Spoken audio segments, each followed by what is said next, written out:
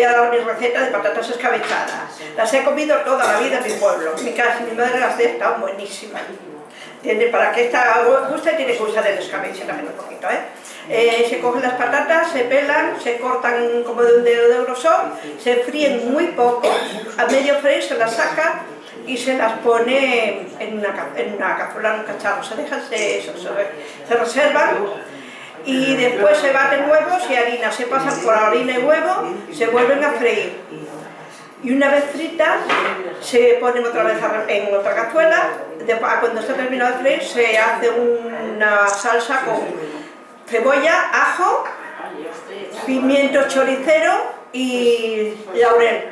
Todo esto se le pone sal y un poco de agua y se le pone, con las patatas están un poco fritas, pero no hace falta esto, se les pone cuando hierve el agua, se les echa vinagre y se le pone a gusto de sal y vinagre de cada uno. Y entonces se les echa por encima de las patatas. Se tapa la olla, como están fritas, ya no hace falta que hiervan ni nada, porque ya están. ¿Os podéis callar?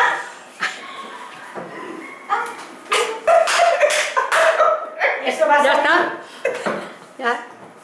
Continua, continua, molt bé.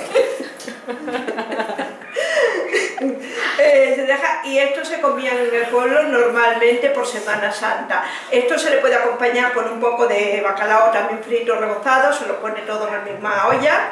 Y si no se tiene bacalao, no se puede echar sardinas en aceite o chicharro en escabeche, que quedan buenísimas. Y esto era para el Viernes Santo, será el plato principal de mi pueblo siempre.